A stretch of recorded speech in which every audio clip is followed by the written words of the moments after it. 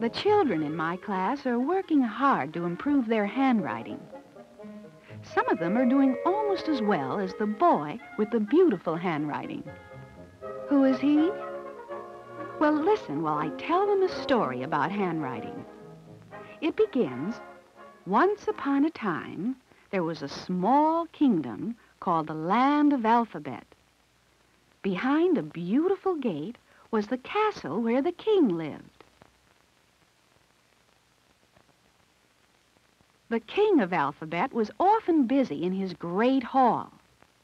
You see, the king could do something better than any other king in the world. Even his friend King Arthur, with all his bravery, and King Midas, with all his gold, couldn't do this thing as well. The king of Alphabet had worked very hard to make his handwriting the most beautiful to behold. Now the king had a daughter, but no son. The man the princess married would one day rule the kingdom. The king hoped that he would also have a beautiful handwriting. But how could the king be sure? And then one day, an idea came to him. And soon afterwards, all the kingdom learned the news. There would be a great contest to find the young man with the most beautiful handwriting. The man who would marry the princess.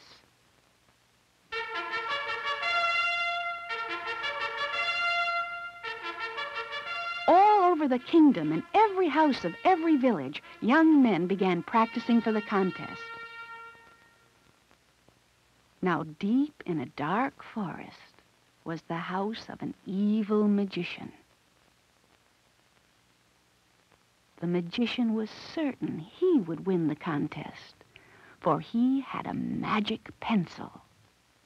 With it, he could write better than anyone, except perhaps for one boy, the one who was called the boy with the beautiful handwriting.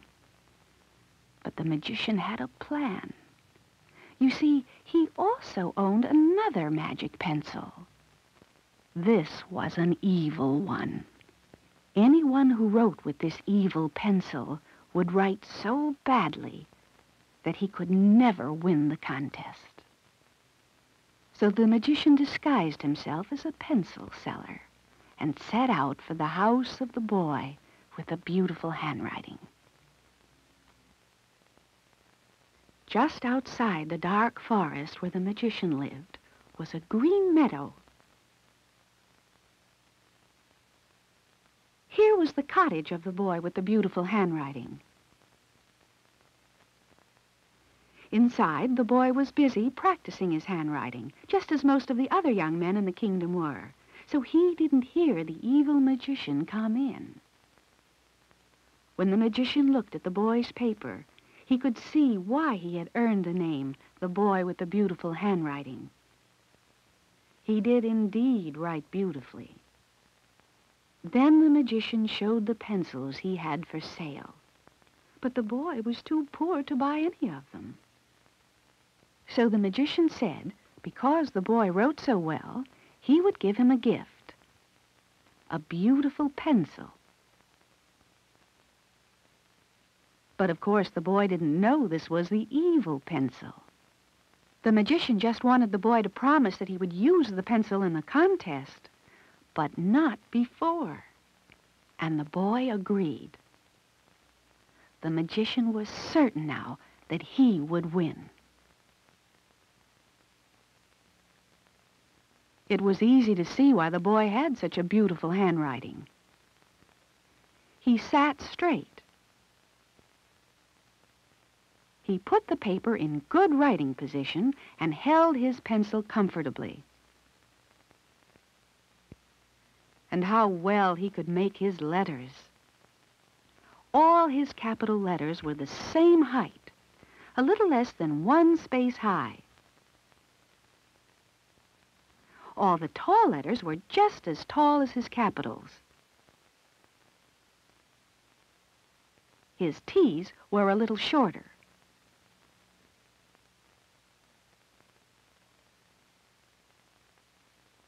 He made his straight lines as straight as he could.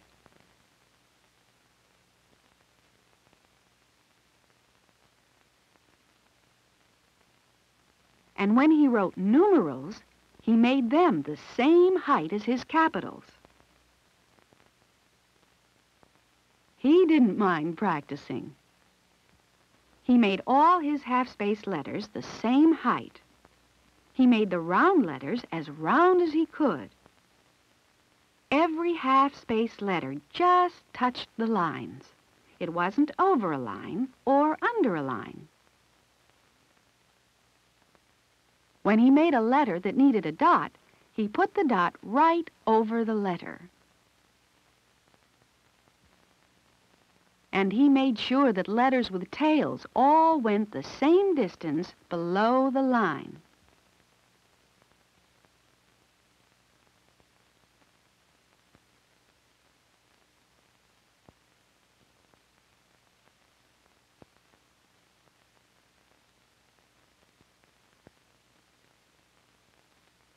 He always wrote round letters close together.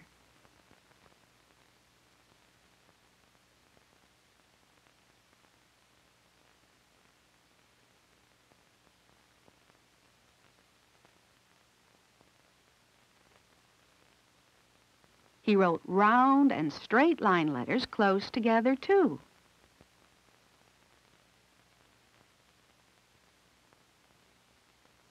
Where there was a T in a word, he made sure the next letter didn't touch the cross on the T.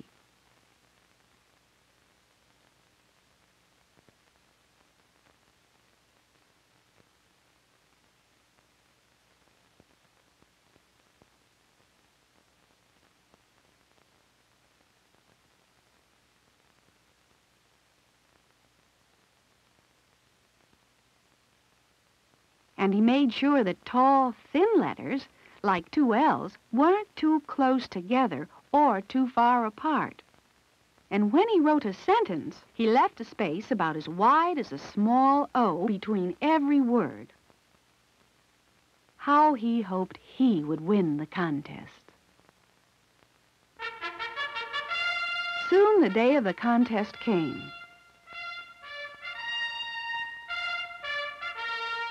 All the young men of the kingdom had come to the palace and were waiting in line for their turn to enter the great hall. The king and the princess watched from their thrones. The princess saw many young men come by that day.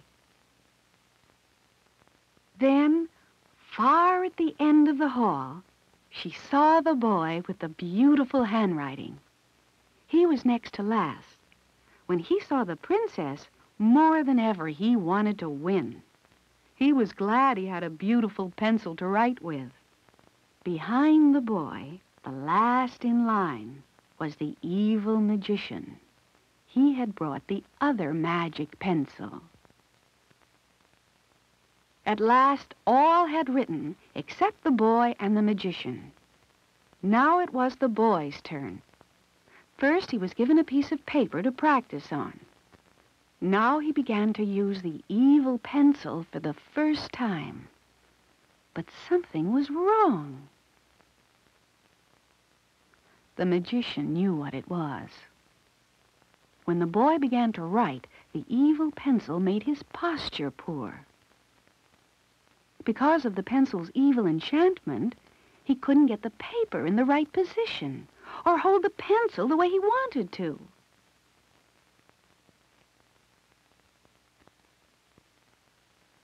And oh, the way he wrote.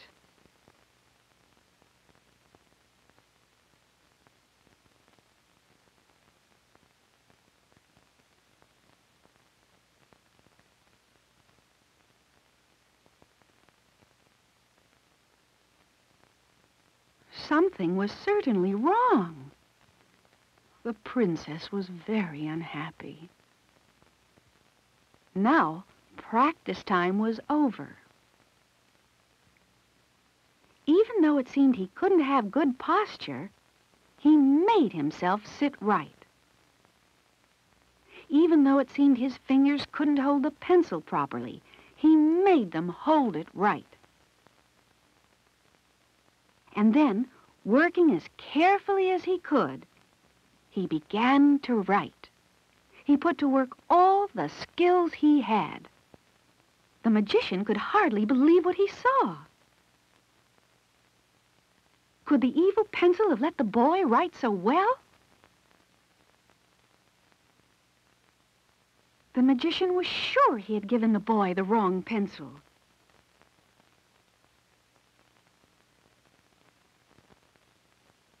As soon as the boy had finished, he seized the pencil, and without even practicing, he began to write. But of course, this was the evil pencil, and because the magician had never learned good handwriting skills, he could not control it as the boy had done. The magician had tricked himself and not the boy.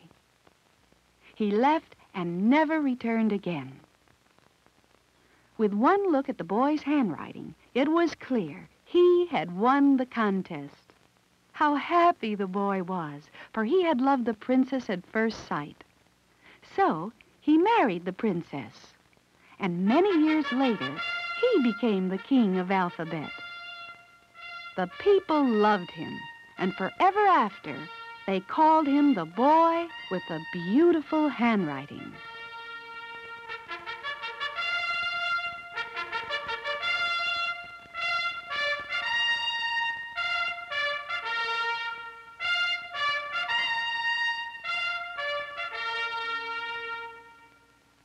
And so I finished telling the children the story. Now, we know that everyone can't write as well as the boy with the beautiful handwriting, but we can all try to make our handwriting neater and easier to read. With good posture and good paper position, the children hold their pencils correctly and write. In this way, the children of my room practice their handwriting. They're beginners now, but they know that by practicing carefully, they can all be better writers. They all want to have a nice handwriting. Don't you?